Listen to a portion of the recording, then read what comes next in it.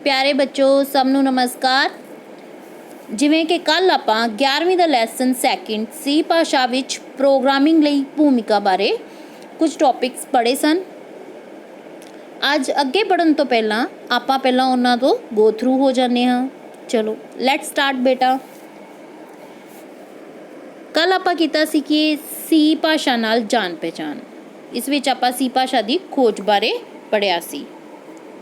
Next सी भाषा एक middle level भाषा है, इस बारे आपां पढ़िया। फिर सी भाषा दे प्रयोग खेतर कि सी भाषा किहड़े किहड़े खेतरां विच वरती जांदी है।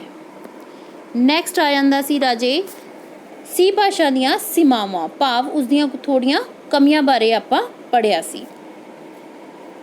फिर सी भाषा दे बुनियादी कदमां बारे। राजे अज आपां पढ़ांगे सी भाषा विच प्री प्रोसैसर निर्देश। राजे प्री प्रोसैसर निर्देश ਉਹ ਹੁੰਦੇ ਹਨ ਜਦੋਂ ਅਸੀਂ ਸੀ ਵਿੱਚ ਕੋਈ ਵੀ ਪ੍ਰੋਗਰਾਮ ਬਣਾਉਂਦੇ ਹਾਂ ਤਾਂ ਉਸ ਨੂੰ ਕੰਪਿਊਟਰ ਦੀ ਭਾਸ਼ਾ ਵਿੱਚ ਕਨਵਰਟ ਕਰਨਾ ਹੁੰਦਾ ਹੈ। ਇਸ ਪ੍ਰਕਿਰਿਆ ਨੂੰ ਆਪਾਂ ਰਾਜੇ ਕੰਪਾਈਲੇਸ਼ਨ ਕਹਿੰਦੇ ਹਨ। ਪਰ ਰਾਜੇ ਕੰਪਾਈਲ ਕੋਈ ਵੀ ਪ੍ਰੋਗਰਾਮ ਹੈ ਕੰਪਾਈਲ ਹੋਣ ਤੋਂ ਪਹਿਲਾਂ ਕਈ ਚਰਨਾਂ ਵਿੱਚ ਉਸ ਨੂੰ ਗੁਜ਼ਰਨਾ ਪੈਂਦਾ ਹੈ। ਜਿਵੇਂ ਕੰਪਾਈਲੇਸ਼ਨ ਹੋਣ ਤੋਂ ਪਹਿਲਾਂ ਉਸ ਨੂੰ ਪ੍ਰੀ ਪ੍ਰੋਸੈਸਰ, ਫਿਰ ਕੰਪਾਈਲ, ਦੈਨ ਲਿੰਕਿੰਗ ਪ੍ਰਕਿਰਿਆ ਵਿੱਚੋਂ ਗੁਜ਼ਰਨਾ ਹੁੰਦਾ ਹੈ। ਆਪਾਂ ਪ੍ਰੋਗਰਾਮ ਨੂੰ ਕੰਪਾਈਲ ਕਿਉਂ ਕਰਦੇ ਹਾਂ ਰਾਜੇ? ਜਿਵੇਂ ਤੁਸੀਂ HTML ਵਿੱਚ ਕੋਈ ਵੀ ਪ੍ਰੋਗਰਾਮ ਬਣਾ ਲਿਆ, ਉਹ ਹਾਈ ਲੈਵਲ ਭਾਸ਼ਾ ਵਿੱਚ ਬਣਿਆ,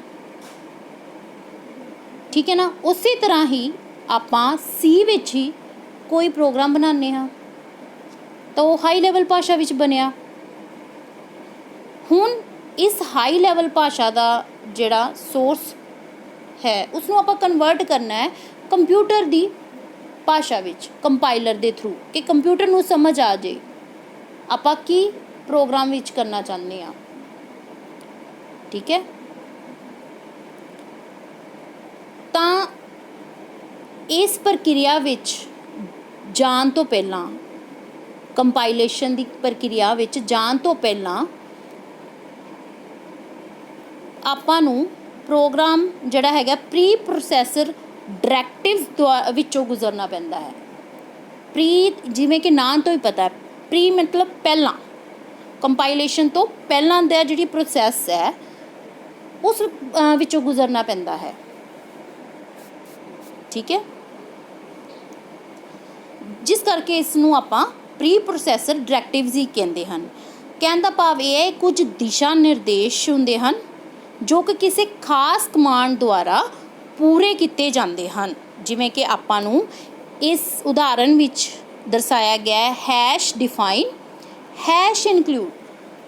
ਰਾਜੇ ਜਿਹੜੇ ਵੀ ਪ੍ਰੀ ਪ੍ਰੋਸੈਸਰ ਡਾਇਰੈਕਟਿਵਸ ਹੋਣਗੇ ਜਾਂ ਕਮਾਂਡਸ ਜਿਹਨੂੰ ਆਪਾਂ ਨੂੰ ਕਹਿੰਦੇ ਹੈ, ਉਹ ਹਮੇਸ਼ਾ ਹੈਸ਼ ਸਿੰਬਲ ਨਾਲ ਸ਼ੁਰੂ ਹੋਣਗੇ। ਇਸ ਵਿੱਚ ਹੈਸ਼ ਸਿੰਬਲ ਦਾ ਮਤਲਬ ਹੈ ਕਿ ਡਾਇਰੈਕਸ਼ਨਸ ਜਾਂ ਕੁਝ ਦਿਸ਼ਾ ਨਿਰਦੇਸ਼, ਜਿਵੇਂ ਕਿ ਹੈਸ਼ ਇਨਕਲੂਡ। ਇਸ ਵਿੱਚ ਕਿਸੇ ਖਾਸ ਫਾਈਲ ਨੂੰ ਪ੍ਰੋਗਰਾਮ ਵਿੱਚ ਇਨਕਲੂਡ ਕਰਨ ਲਈ ਵਰਤਿਆ ਜਾਂਦਾ ਹੈ, ਠੀਕ ਹੈ। ਮੰਨ ਲਓ ਤੁਸੀਂ ਕੋਈ ਵੀ ਪ੍ਰਿੰਟਐਫ ਜਾਂ ਸਕੈਨਐਫ ਫੰਕਸ਼ਨ ਯੂਜ਼ ਕਰਨਾ ਹੈ ਤਾਂ ਹੈਸ਼ ਇਨਕਲੂਡ ਨੇ, ਇਸ ਵਿੱਚ ਹੈਸ਼ ਇਨਕਲੂਡ ਨੇ ਇਹ ਚੈੱਕ ਕਰਨਾ ਹੁੰਦਾ ਹੈ ਕਿ ਇਹ ਫੰਕਸ਼ਨ stdio.h ਹੈਡਰ ਫਾਈਲ ਵਿੱਚ ਹੈ ਕਿ ਨਹੀਂ। ਹੁਣ ਰਾਜੇ stdio.h ਹੈਡਰ ਫਾਈਲ ਕੀ ਹੁੰਦੀਆਂ ਹਨ? ਰਾਜੇ ਜਦੋਂ ਵੀ ਆਪਾਂ ਕੋਈ ਪ੍ਰੋਗਰਾਮ ਸੀ ਭਾਸ਼ਾ ਵਿੱਚ ਬਣਾਉਂਦੇ ਹਾਂ ਤਾਂ ਸੀ ਭਾਸ਼ਾ ਨੂੰ ਕੁਝ ਨਹੀਂ ਪਤਾ ਪ੍ਰਿੰਟਐਫ ਕੀ ਹੁੰਦਾ ਹੈ, ਸਕੈਨਐਫ ਕੀ ਹੁੰਦਾ ਹੈ, ਸਮ ਕੀ ਹੁੰਦਾ ਹੈ, ਸਕੁਏਅਰ ਰੂਟ ਕੀ ਹੁੰਦਾ ਹੈ।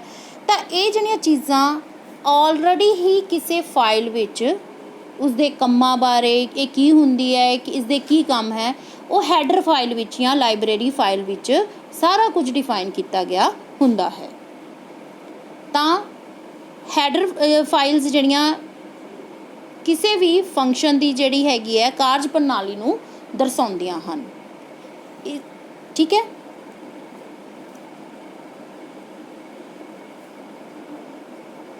ਹੈਡਰ ਫਾਈਲ ਵਿੱਚ ਰਾਜੇ ਜੇ ਮੰਨ ਲਓ stdio.h ਵਿੱਚ printf ਜਾਂ scanf ਫੰਕਸ਼ਨ ਹੈ ਹੀ ਨਹੀਂ, ਠੀਕ ਹੈ, ਜੇ ਉਹਦੇ ਵਿੱਚ ਇਹ ਫੰਕਸ਼ਨ ਹੈ ਹੀ ਨਹੀਂ ਤਾਂ ਪ੍ਰੋਗਰਾਮ ਰਾਜੇ ਜੇ ਆਪਾਂ ਫੰਕਸ਼ਨ ਤਾਂ ਯੂਜ਼ ਕਰ ਰਹੇ ਹਾਂ printf ਅਤੇ scanf,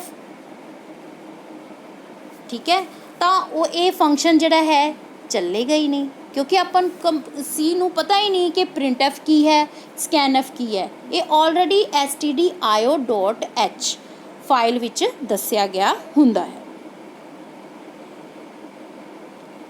ਠੀਕ ਹੈ।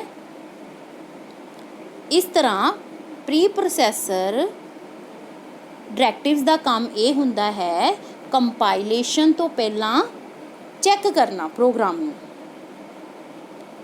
ਕਿ scanf ਦਾ ਕੀ ਫੰਕਸ਼ਨ ਹੈ, ਉਸ ਨੂੰ ਕਿੱਥੇ ਡਿਫਾਈਨ ਕੀਤਾ ਗਿਆ ਹੈ, ਕਿਸ ਤਰ੍ਹਾਂ ਡਿਫਾਈਨ ਕੀਤਾ ਗਿਆ ਹੈ, ਕਿਸ ਤਰ੍ਹਾਂ ਇਸ ਨੂੰ ਰਨ ਕਰਨਾ ਹੈ। ਜੇ ਮੰਨ ਲਓ ਉਹ ਫਾਈਲ ਵਿੱਚ ਹੈ ਹੀ ਨਹੀਂ ਹੈ ਤਾਂ ਆਪਾਂ ਨੂੰ ਐਰਰ ਆਏਗੀ ਕਿ printf ਜਾਂ scanf ਫੰਕਸ਼ਨ ਨਹੀਂ ਮਿਲ ਰਿਹਾ। ਠੀਕ ਹੈ।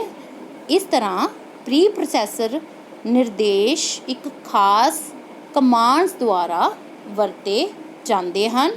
ਕੰਪਾਈਲੇਸ਼ਨ ਤੋਂ ਪਹਿਲਾਂ ਦੀ ਇਹ ਪ੍ਰਕਿਰਿਆ ਹੁੰਦੀ ਹੈ। ਦੇਖੋ, ਸੀ ਭਾਸ਼ਾ ਵਿੱਚ ਪ੍ਰੋਗਰਾਮ ਨੂੰ ਕੰਪਾਈਲ ਕਰਦੇ ਸਮੇਂ ਕੁਝ ਪ੍ਰਕਿਰਿਆਵਾਂ ਕੀਤੀਆਂ ਜਾਂਦੀਆਂ ਹਨ। ਉਹ ਹਦਾਇਤਾਂ ਜਿਹੜੀਆਂ ਇਹ ਪ੍ਰਕਿਰਿਆਵਾਂ ਕਰਦੀਆਂ ਹਨ ਉਹਨਾਂ ਨੂੰ ਪ੍ਰੀ ਪ੍ਰੋਸੈਸਰ ਕਿਹਾ ਜਾਂਦਾ ਹੈ। ਸੀ ਪ੍ਰੋਗਰਾਮ ਨੂੰ ਕੰਪਾਈਲ ਕਰਨ ਤੋਂ ਪਹਿਲਾਂ ਪ੍ਰੀ ਪ੍ਰੋਸੈਸਰ ਦਿਸ਼ਾ ਨਿਰਦੇਸ਼ ਲਾਗੂ ਕੀਤੇ ਜਾਂਦੇ ਹਨ।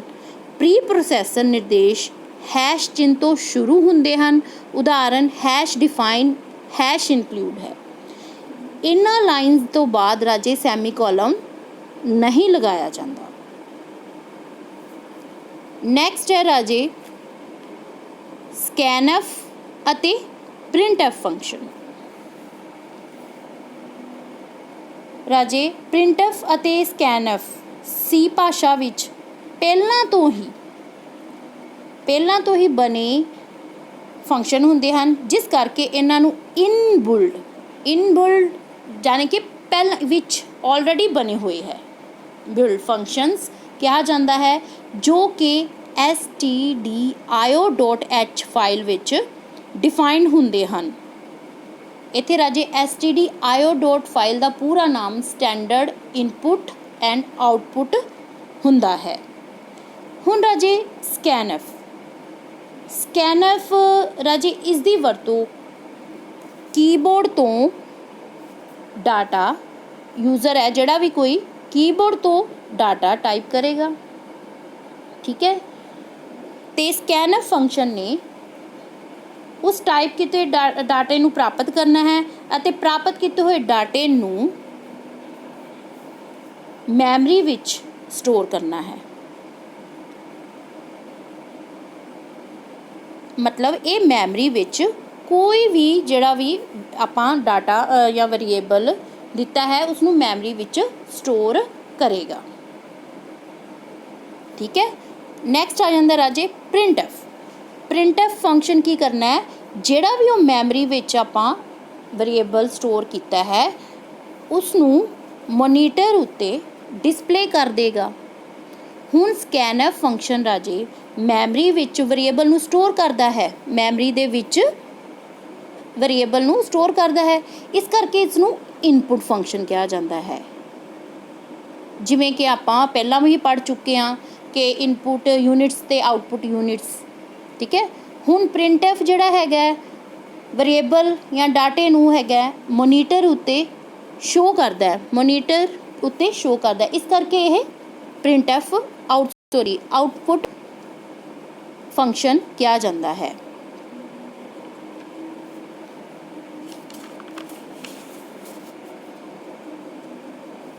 ਇਸ ਤਰ੍ਹਾਂ ਰਾਜੇ ਅੱਜ ਆਪਾਂ ਪ੍ਰੀ ਪ੍ਰੋਸੈਸਰ ਨਿਰਦੇਸ਼ ਬਾਰੇ ਪੜ੍ਹਿਆ, ਜੋ ਕਿ ਕਿਸੇ ਖਾਸ ਕਮਾਂਡਸ ਦੁਆਰਾ ਕੰਪਾਈਲੇਸ਼ਨ ਤੋਂ ਪਹਿਲਾਂ ਯੂਜ਼ ਕੀਤੇ ਜਾਂਦੇ ਹਨ।